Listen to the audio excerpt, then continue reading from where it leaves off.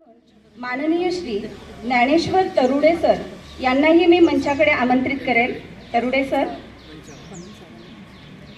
तसेच माननीय सौ गीता सुरुसे ताई यांनाही मी मंचाकडे आमंत्रित करेल पालक प्रतिनिधित्व स्वीकारण्याकरिता. तर त्यांनी आपलं स्थान स्वीकारावं. थोरात ताई.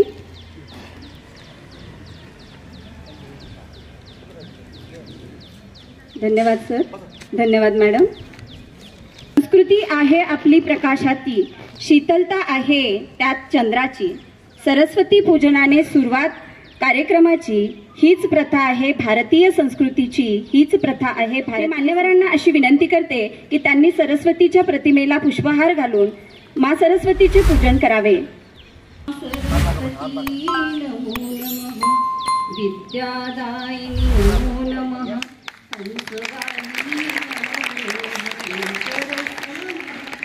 सरस्वती नमो नमः.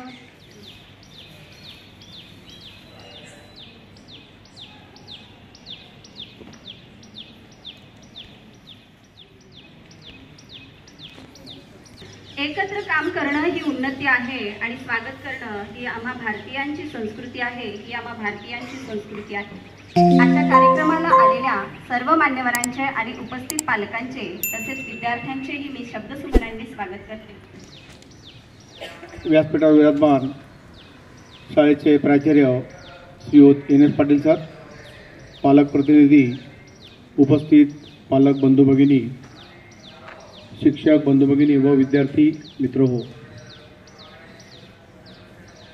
इयत्ता 10वी म्हटलं की घरामध्ये एक आवाज असतो, 10वीला आहे, 10वीला आहे. 10वी काय आहे? इयत्ता 9वी जसा अभ्यासक्रम आहे, जसा पॅटर्न आहे, तसा 10वीचा पॅटर्न आहे. SSC बोर्डाने अभ्यासक्रम तयार करताना इयत्ता 9वीच्या जो पॅटर्न ठरवलेला आहे तोच पॅटर्न 10वीला दिलेला आहे.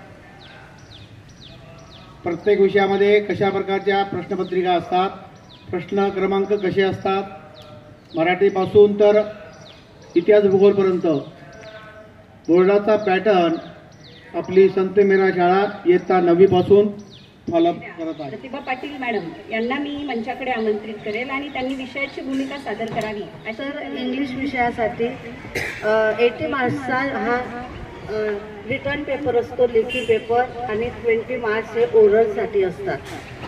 आणि 80 मार्क्समध्ये त्या ठिकाणी पॅरेग्राफ असतात, त्याच्यावरून प्रश्नांची उत्तरं, पोयम असतात. या देवी सर्वभूतेषु विद्यारूपेण संस्थिता नमस्तस्ते नमस्तस्ते नमस्तस्ते नमो नमः. विद्याच्या प्रांगणामध्ये माता सरस्वतीला वंदन करून शाळेचे मुख्याध्यापक NS पाटील सर, पर्यवेक्षक अनिल पाटील सर, माझे सगळे विषय शिक्षक आणि या ठिकाणी अतिथीगण म्हणून पालक आणि माझे लाडके विद्यार्थी मित्र आणि मैत्रिणींनो, विज्ञान आणि तंत्रज्ञान आज अख्खं जग ज्या विज्ञानाच्या मागे धावतंय त्या विज्ञान आणि तंत्रज्ञानावर आधारित स्पर्धा परीक्षा, करिअर डेव्हलपमेंट, ग्रोथ या सगळ्या क्षेत्रामध्ये आज दिसून येतं. त्याचं मूळ बीज हे सुरुवातीच्या बेसिक म्हणजे पाया, आणि ते म्हणजे शालेय शिक्षण. विद्यार्थी मित्रांनो, या शालेय शिक्षणामध्ये जे ज्ञानाचे कण तुम्ही वेचाल त्याचा वटवृक्ष तुमच्या यशाच्या, तुमच्या करिअरच्या रूपाने. या गोष्टीमध्ये आम्ही स्वतःला भाग्यवान समजतो की आम्ही या निरागस मुलांचं भवितव्य घडवतोय. मग आता हे भवितव्य घडवतोय तर इतिहासाच्या बाबत मी तुम्हाला सांगू शकतो की जी आपली बोर्डाचा पेपर होतो तो इतिहासाचा 40 मार्काचा होतो आणि भूगोलाचा 40 मार्काचा होतो. मग इतिहासाचा जो पेपर असतो त्याचा पॅटर्न असा असतो की 28 मार्काचं इतिहास असतं आणि 12 मार्काचं राज्यशास्त्र असतं. राज्यशास्त्रामध्ये या चालू घडामोडी असतात, याचा सगळा अभ्यास असतो. इतिहासामध्ये जो शासनाने नेमून दिलेला अभ्यासक्रम असतो तो आम्ही शिकवतो. 40 मार्क इतिहास आणि 40 मार्क भूगोल असं 80 मार्काचे हा समाजशास्त्र नावाचा हा विषय असतो. आणि 20 मार्क जे असतात ते अंतर्गत मूल्यमापनाचे असतात. मग या अंतर्गत मूल्यमापनामध्ये ज्या सराव चाचण्या होतात किंवा जे स्वाध्याय असतात, जे काही आपण विविध चाचण्या घेतो, या सगळ्यांचं मूल्यमापन करून ते 20 मार्क शाळेकडनं त्या विद्यार्थ्याला दिले जातात. आता हे झालं विषयाच्या बाबत. पण थोडासा जनरल मला थोडंसं बोलायची इच्छा आहे की आता आपला मुलगा 10वीत आला. एक प्रकारचं दडपण मुलाच्याही मनावरती असतं आणि पालकांच्या सगळ्यात जास्त असतं. मी सांगतो, माझी मुलगी 10वीला आहे आणि आपल्या शाळेत आहे. पण गंमत अशी आहे की आपण काय करतोय, आपला मुलगा शाळेत पाठवला, त्याला ट्युशन लावली म्हणजे आपलं काम संपलं. मी तर म्हणतो फक्त शाळेत पाठवला, शिक्षकांनी शिकवलं, अभ्यासक्रम पूर्ण झाला, टेस्ट झाली, चांगले मार्क्स मिळाले, पास झाला, ठीक आहे. पण चांगला माणूस घडला का? आज आपण समाजामध्ये बघतोय मित्रांनो की इतकी सामाजिक परिस्थिती इतकी भयानक झालेली आहे की माणूस म्हणून जगू शकत नाही, माणूस माणसाला माणूस समजत नाही. आणि हे सगळं आपल्याला शाळेतल्या मुलाला एक चांगला व्यक्ती, एक चांगला माणूस जर घडवायचा असेल ना, तर आपल्याला नुसतं अभ्यासच नाही तर त्याच्या वर्तनाकडे सुद्धा लक्ष दिलं पाहिजे. आपण घरापासून सुरुवात केली पाहिजे की आपल्या घरातील वातावरण कसं आहे. मला माहिती आहे आपली मेट्रो सिटी आहे, धावपळ खूप आहे, आपल्याला जीवन जगण्यासाठी पैसा आवश्यक आहे, नोकरी आहे, व्यवसाय आहे. पण आपण जसं मुलांच्या भवितव्यासाठी पैशाची इन्व्हेस्टमेंट करतोय, तशीच आपल्या मुलांसाठी आपण किती वेळ त्यांना देतोय, आपण वेळेची इन्व्हेस्टमेंट करतो आहे का? मला माहिती आहे आपण रात्री 10 वाजता कामावरून थकून येतात. तुम्ही 10 वाजता आल्यानंतर तुमच्या मुलीला तुम्ही विचारतात का की बेटा आज इतिहासाच्या सरांनी काय सांगितलं, मराठीच्या सरांनी काय सांगितलं, आज गणित कोणता चॅप्टर चालू आहे? मला माहिती आहे गणित मला पण कळत नाही. मी जेव्हा 10वीचं पुस्तक घेतो ना, मला पण गणित कळत नाही. पण मी तरी माझ्या मुलांना विचारतो का बेटा आज कोणतं उदाहरण घेतलं, सरांनी कोणतं चॅप्टर शिकवलं, जेणेकरून आपल्या मुलांवरती वेगळा प्रभाव पडतो. ते म्हणतात नाही माझे पप्पा माझी मम्मी माझ्या अभ्यासाकडे तुमच्या सर्वांच्या सहकार्याची नितांत गरज आहे असं मला वाटतं. आणि एवढं बोलून मी माझं बोलणं थांबवतो. जय हिंद, जय महाराष्ट्र. मी रवींद्र शिंदे 10वी या वर्गाला 10वी या वर्गाचं मराठी हा विषय माझ्याकडे आणि ब आणि क या वर्गाचं इतिहास भूगोल हा विषय माझ्याकडे. तर अगोदर माझी पालकांना एक विनंती राहील की आपल्या विद्यार्थ्याला पुस्तके घेऊन दिली का? बहुतेक विद्यार्थ्यांना अजूनही पुस्तके नाही. जर विद्यार्थ्याकडे पुस्तकच नसेल तर मराठी विषय किंवा भाषा विषय त्याला समजणार नाही. त्यामुळे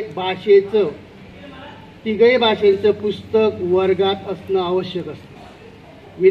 काही विद्यार्थ्यांनी घेतलेले आहेत परंतु ते वर्गात आणत नाही. जर पुस्तकच नसेल तर विद्यार्थ्याला कितीही चांगल्या प्रकारे सांगण्याचा प्रयत्न केला तरी सुद्धा त्याला समजणार. हे पद निभवताना काही अडचणी येतात, पण त्या अडचणींना तुम्हाला आणि मला दोघांनाही फेस करायचं आहे.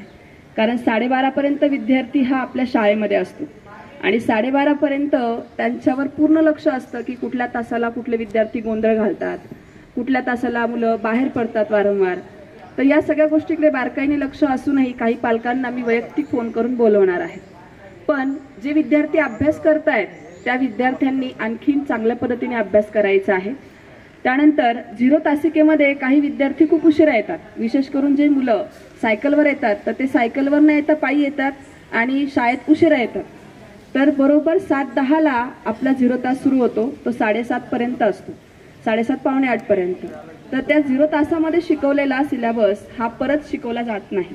म्हणून विद्यार्थ्यांच्या पालकांना विनंती आहे की 0 तासाला त्यांना आवर्जून 5 मिनिटं आधी शाळेत पोहोचवण्याची व्यवस्था खराब झाली असेल तर ती सुधरून द्यावी, किंवा तुम्ही सोडत असाल गाडीवर तर त्यांना लवकर शाळेत पाठवा, किंवा व्हॅननी वगैरे येणार असेल तर रिक्षावाल्यांना सांगा की त्यांना लवकर 7:05पर्यंत शाळेत पोहोचवण्याची व्यवस्था तुम्ही करावी, ही माझी विनंती आहे. त्यानंतर संस्कृत विषयाच्या बाबतीत बोलायचं झालं तर काही विद्यार्थी हे वाचनामध्ये थोडेफार कच्चे आहेत. काही विद्यार्थीच बोटावर मोजण्या इतके. पण वाचन सगळ्यात महत्त्वाचं आहे. वाचन, लेखन, मनन, श्रवण मला मानते त्यांचा. मला असं वाटतं की विद्यार्थ्यांनी दररोज जर शाळेमध्ये आलं आणि 0 तासिकापासून जर आलं तर नक्कीच जो काही पाठ्यक्रम त्यांचा घेण्यात आलेला आहे प्रत्येक विषय शिक्षकांकडनं, तो पाठ्यक्रम हा परत शिकवला जाणार नाही मुलांना. आणि त्या एका लेक्चरचं महत्त्व तुम्हाला तेव्हा कळेल जेव्हा तुम्ही परीक्षेच्या ठिकाणी त्याच विषयावर किंवा त्याच पॉइंटवर किंवा त्याच पाठ्यक्रमावर आधारित एखादा प्रश्न जेव्हा तिथे उपस्थित केला जातो, त्या कृतीपत्रिकेमध्ये सादर केला जातो, नक्कीच तेव्हा मात्र आपण का त्या दिवशी अब्सेंट होतो हा प्रश्न आपण आपल्यालाच आणि आपल्यालाच दोषी ठरवणार आहोत. असं मानलं जातं की शैक्षणिक जे क्षेत्र आहे त्याच्यातील शिक्षक, पालक आणि विद्यार्थी हे महत्वाचे आधारस्तंभ आहेत. शैक्षणिक क्षेत्रामध्ये पालकांना आता हे जे आपण पालक सभा वगैरे घेतोय, पालकांना अत्यंत महत्व दिलेलं आहे.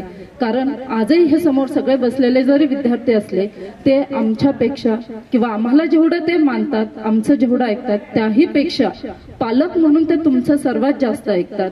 पालकांबद्दल आजही त्यांच्या मनामध्ये किंवा सगळ्यांना आजही पालकांबद्दल समाजामध्ये आई वडील या दोघांबद्दल सर्वांना आदर आहे. म्हणून या जमलेल्या पालकांना एक विनंती आहे की आपल्या मुलाचं भविष्य जे आहे आपल्यावर अवलंबून आहे. बऱ्याचशा प्रमाणात आपण त्यांना जे पुरवतो किंवा आपण जे त्यांना मार्गदर्शन करतो त्यावर ते जास्त भर देतात आणि ते ऐकतायतही. पहिलं सरस्वती देवीला वंदन करतो. सर्व शिक्षक आणि पालकांना नमस्कार. मुद्दे तर काही राहिले नाही सर आता आणि तुमच्याबद्दल काही शंकाच नाही. सर्व करून घेतात तुम्ही आणि विद्यार्थ्यांवर तुमचं लक्ष असतं नेहमी. बाकी आम्हीच कमी पडतोय थोडं, आम्हाला वेळ देता येत नाही, परंतु आता प्रयत्न करू वेळ देऊ. बाकी एवढे बोलून. नमस्कार सर. आदरणीय व्यासपीठ, आपण ही सहविचार सभा हे जे नाव दिलं हे खूप उत्तम आहे आणि सर्वांचे सहविचार तुम्ही तुमचे मांडलेले आहेत. पण आम्ही काय समजून घेतलं हे मी तुम्हाला 2 शब्दात जर सांगायचं असलं तर ही आपत्ती व्यवस्थापन सभा आहे.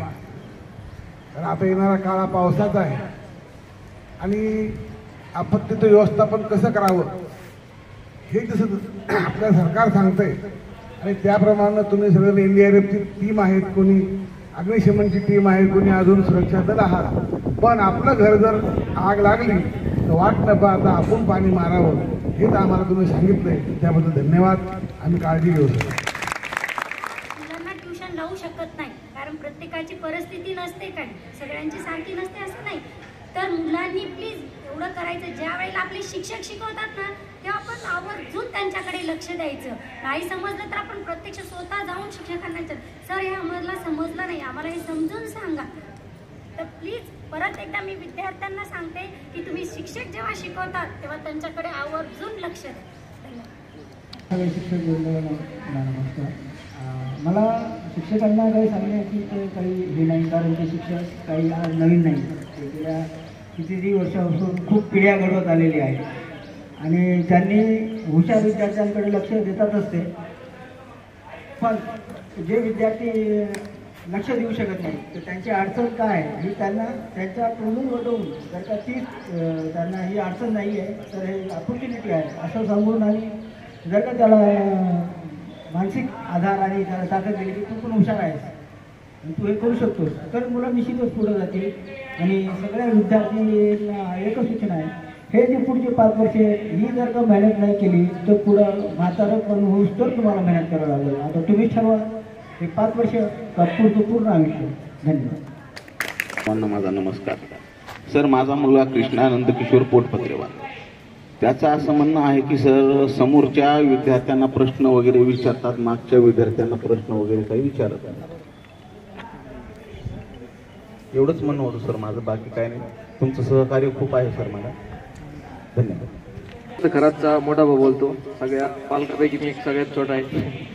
तर पालक म्हणूनच आहे, पण एक त्याला क्लास पण लावलेले आहेत सर. पण त्याचं म्हणणं असं की जेवढं मला क्लासमध्ये समजत नाही तेवढं शाळेत सगळं समजतं. सायन्सचा विषय असेल, मॅथ्सचा विषय असेल आणि इतिहास पण सर म्हणे गोष्टी पण शिकवतात लक्षात राहतात एकदम. पण फक्त मेन प्रॉब्लेम असा आहे म्हणे की सर ते शिकवताना जो मागचा गोंधळ होतो म्हणे त्याच्यामध्ये मुलांचा जो गोंधळ आहे त्याच्यामध्ये सगळं नुकसान होतं आणि सर पण त्याच्यामुळे शिकवायला कमजोरी करतात. आणि शाळेची समजा बेसिक गोष्टी आहेत की मी अजून ग्रुपमध्ये पण ऍड नाही आणि आल्यापासून मी सगळे नंबर दिले आहेत सगळीकडे. समर्थ करा हो, तो एक छोटासा प्रॉब्लेम आहे. आणि फक्त बाकी सगळ्या गोष्टी व्यवस्थित, फक्त त्याचं म्हणणं आहे की काही गोष्टी एक्सप्लेन करत नाहीत. जसं की सायन्समध्ये असेल तर काही मुलं गावाकडून पण आलेले आहेत, तर त्यांना थोडंसं मराठीत एक्सप्लेन करणं किंवा कोणाला कोणता टॉपिक कळलं नाही हे थोडंसं बघणं महत्त्वाचं असतं. धन्यवाद. मुद्दा चर्चेला जाता मुलांच्या गोंधळाच्या नरेंद्र कुलकर्णी, अनुश्री कुलकर्णीचे वडील. तर माझं अशी विनंती आहे किंवा एक रिक्वेस्ट आहे की शाळेचे नियम तर ऑलरेडी कडक असतातच, सर्व नियम कडक असतात.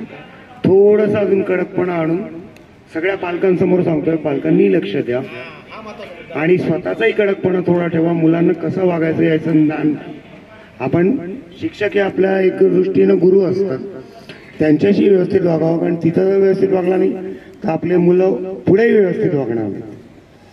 तर आणि शाळेला एक रिक्वेस्ट अशी आहे की थोडंसं नियम कडक करा, अजून त्यांना थोड्याफार शिक्षणामध्ये बदल आणा जेणेकरून त्या शिक्षा इफेक्टिव्ह होते. म्हणजे त्यांना क्लासमधून बाहेर काढणं वगैरे नाही. त्यांनी गोंधळ केला तर पूर्ण एक दिवस त्यांना गोंधळ करायला त्याचा काय फरक पडतो बघा. कडकपणा थोडा आणा, पण सौम्य कडकपणा आणा, अजून फरक पडेल. सर, माझी मुलगी 10वीला एक आहे आणि 7वीला प्रेम घुगे म्हणून आहे. तर मुलगी अभ्यास करते पण मुलगा थोडा कमी करतोय, त्यावर सर्वांनी लक्ष द्यावं. आणि परत आता माझा मुद्दा तर यांनी बोललाय की थोडे नियम कडक असते.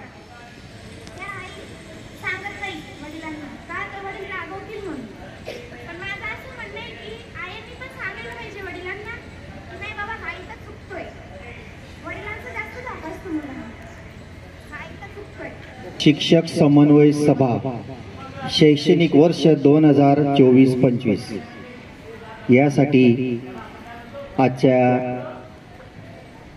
सन्माननीय डायस,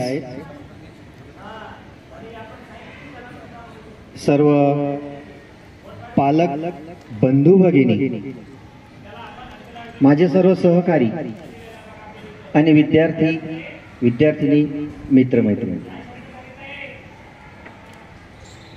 समन्वय सभा.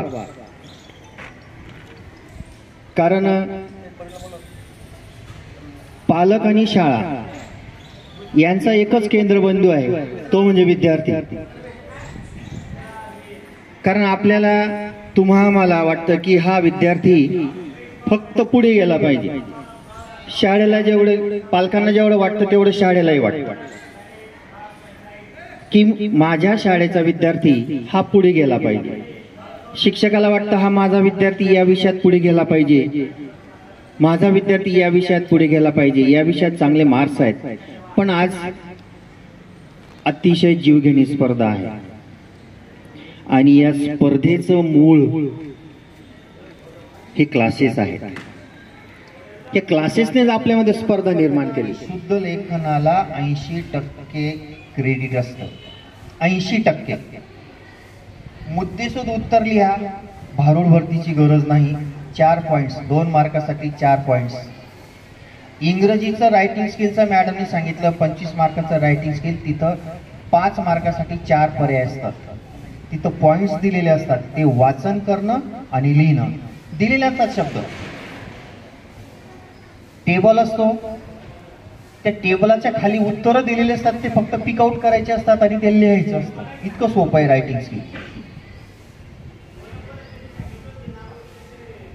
त्यानंतर शनिवार सराव परीक्षा आणि पालक संपर्क दिवस असतो. 1 तारखेपासून नियमित प्रत्येक शनिवारी विषयाचं नियोजन केलेलं आहे पर्यवेक्षक सरांनी आणि त्यानुसार ते त्या विषय शिक्षक त्या 15 मार्कांची, 20 मार्कांची, 30 मार्कांची, जसं विषयाचं पॅटर्न असेल त्याप्रमाणे सराव चाचणी घेतील. आणि 0 तासिका सुरू झालेल्या आहे 8 दिवसापासून. रोज सकाळी 7 वाजता मुलांना असेंब्लीला न बोलवता 0 तासिका. तर 0 तासिकामध्ये 35% विद्यार्थी गैरहजर राहतात. सरांनी सांगितलं 6:30 पावणे 7 काळजी घ्यावी लागेल, तसं तुम्ही तुमच्या स्वतःची काळजी घ्या.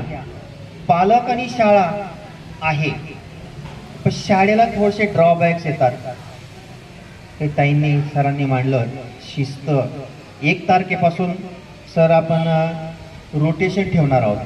कोणताही विद्यार्थी कायमस्वरूपी मागच्या बेंचवर बसणार नाही, कोणताही विद्यार्थी कायमस्वरूपी पुढच्या बेंचवर बसणार नाही. वर्ग शिक्षकांनी ते नियोजन केलेलं आहे 5वी ते 10वी पर्यंत रोटेशन पद्धत. आज हा विद्यार्थी पहिल्या बेंचवर, उद्या कदाचित तो दुसऱ्या बेंचवर राहील, तो शेवटचा पहिल्या बेंचवर येईल, असं रोटेशन राहील. पहिले महिने हे क्लॉकवाईज असेल आणि दुसऱ्या महिन्याला अँटी क्लॉकवाईज असेल, असं रोटेशन राहील. आणि या रोटेशनचं जो विद्यार्थी पालन करणार नाही त्याला कडक शिस्त लावू. साधारणतः डिसेंबरमध्ये काही काउन्सिलर्स आम्ही आणणार आहोत. मुलांचं काउन्सिलिंग परीक्षेला जाताना असेल, परीक्षेला जाताना काय काय करावं लागतं, मग ते जेवणापासून सुरुवात होते. काही विद्यार्थी काय करतात, आता फक्त क्लास चांगला लावलाय, मी अभ्यास करतोय, मी शाळेत जातोय रेग्युलर, क्लासला रेग्युलर जातोय, अभ्यास करत नाही, आणि मग परीक्षा जवळ आल्यानंतर जागरण करतात. मी एक विनंती करतो सर्व माता भगिनींना, कारण किचन त्यांच्या ताब्यात आहे. विद्यार्थ्यांना संध्याकाळी 8च्या आत जेवण द्या आणि 10 वाजेला त्यांना झोपायला सांगा. 9 वाजेला झोपायला सांगितलं तरी चालेल, तो लवकर तेवढा 4:30-5ला उठेल. लवकर उठला तो दिवस अतिशय चांगला जातो.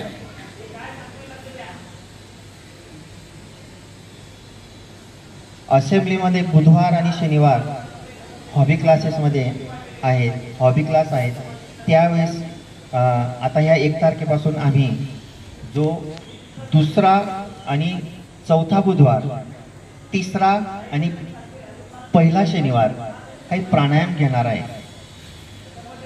मी एक चांगला योग शिक्षक आहे, मी प्रशिक्षण घेतलेलं आहे, म्हणून मी त्यांच्याकडून प्राणायाम करून आणायचं असेल तर काय भूमिका असावी पालकांची, शिक्षकांची आणि विद्यार्थ्यांची.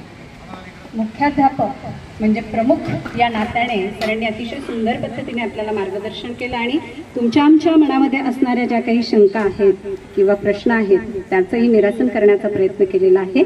यानंतर मी शाळेचे पर्यवेक्षक माननीय श्री अनिल पाटील सरांना कार्यक्रमाचा समारोप करण्याकरिता या मंचाकडे आमंत्रित करेन. धन्यवाद मॅडम, वेळ खूप झालेला आहे.